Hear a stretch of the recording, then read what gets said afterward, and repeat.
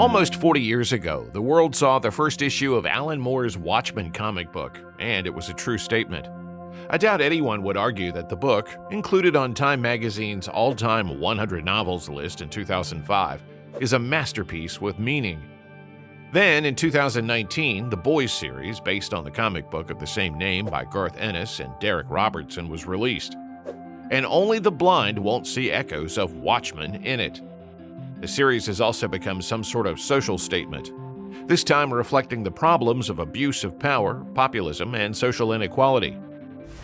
Pardon my French. Fuck those fuckers. The basis is the same. Superheroes are placed in the public space of the real world. It's a deconstruction of the myth of superheroes. They are just ordinary people with their own passions and problems. And there's the same shocking approach: sex, violence, sexual violence, and hypocrisy. Except not in the real world of the Cold War, as in Watchmen, but in the world of social media, influencers, and capitalism. But the worlds in which the action takes place are different.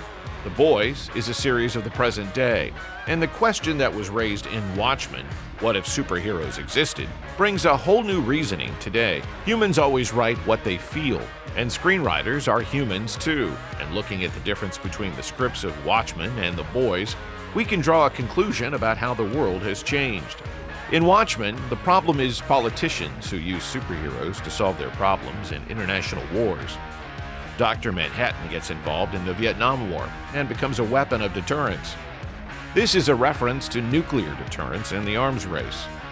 In The Boys, superheroes are no longer a tool of the government. They are the product of Vought International, a private corporation that makes money through their existence.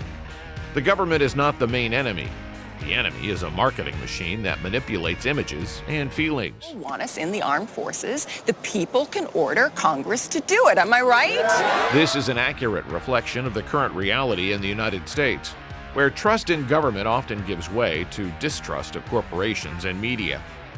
In recent years, public attention has increasingly focused not on the wars for oil, but on the influence of big tech, pharmaceutical giants, streaming platforms, and news channels. The main bad guy of the series is the Vought Corporation, which produces toys, movies, and TV shows, and constantly watches the ratings. By the way, in 2023, the Pew Research Center recorded a sharp decline in trust in traditional mass media in the United States to a historic low. The Boys is a show about the crisis of trust in traditional media. Yes, we can say that The Boys is just a show about evil superheroes. But if you look closer at the antagonist, it turns out that the show follows in the footsteps of Watchmen and brings a social message to the audience. Superheroes don't really save anyone. Even if we see such cases, there are always people with professional filming equipment nearby, or it's some nice story that they can show on TV.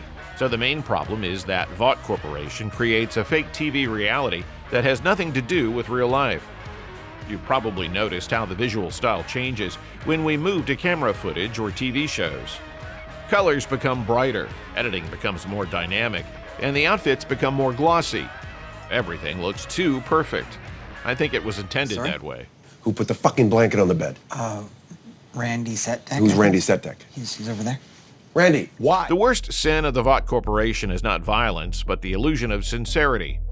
All the characters simulate real emotion in front of the camera.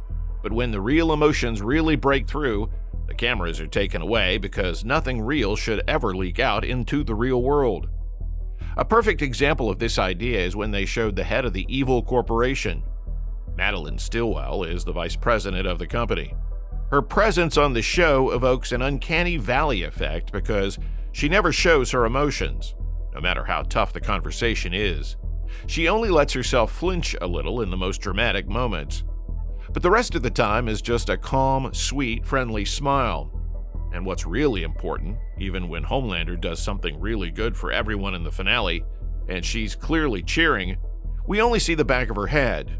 She is the true embodiment of the media machine's insincerity. Why don't you cut the petulant diva shit, show a little fucking gratitude, and let us do our job? And then Starlight comes on the scene.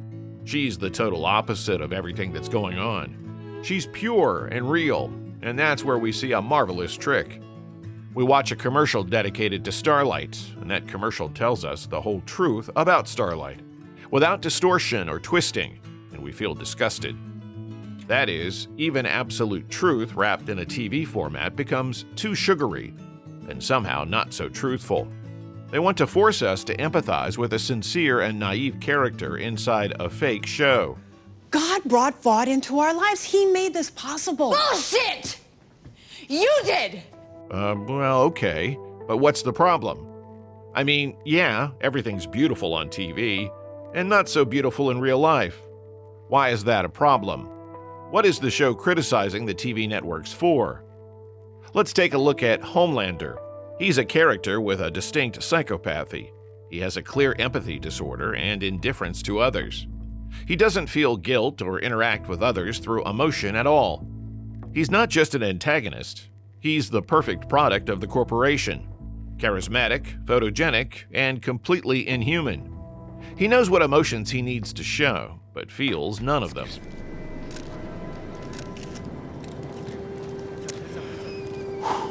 For him, human feelings are just a tool. It's a resource for manipulation, more powerful than logic and facts.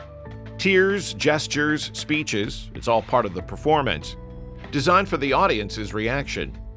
You know what it's called? Post-truth. This is the most relevant word today, when rational discussion is replaced by emotional shouting, which works much more effectively. The emotional effect is more important than the message. Impression is more important than truth, and this is scientifically proven. Actually, The Boys series is about the fact that in today's society, there is a total crisis of trust in any kind of authority, governmental, religious, or media. The scene at the Christian festival where Starlight says the obvious things and asks reasonable questions — why is sex before marriage bad? What the hell is the treatment of homosexuality with prayer? And why do the churches pretend they have any answers? And we see what happens behind the scenes. And here's the key message of the show. No one really knows how to live properly. All supposedly reputable characters are not sources of truth, but just empty shells created for the sake of reputation and control. In every episode, they show us that TV stars with the perfect image, who you want to believe and idolize, are actually assholes. Priests are actually total assholes, even if they're not as screwed up as Queen Maeve. They're just as confused and doubting. They're humans. Okay, we figured everything out with the bad guys. But then, who are the good guys? Is there a weapon against television lies and post-truth? There is, and it's more simple than it seems. Always look for cameras. Whenever something is caught on a mobile camera, it immediately becomes a problem. This is real life that is dangerous for a corporation. Amateur filming, TikTok videos, Telegram leaks. It can destroy the polished reality of a show. Even superheroes can be threatened by Twitter. Today's world is a world where information is not centralized, and control of the narrative no longer belongs to a single channel. Any truth can come out, not because it will be shown, but because it cannot be hidden anymore. Vought is no longer just a corporation. It is a full-scale ecosystem that combines media, army branding, political technologies, and neural network algorithms. Vought controls not only the superheroes, but also the emotions of the audience, and it's frighteningly aligned with current trends, the confluence of big data, media strategies, psychological targeting, and algorithmic content optimization.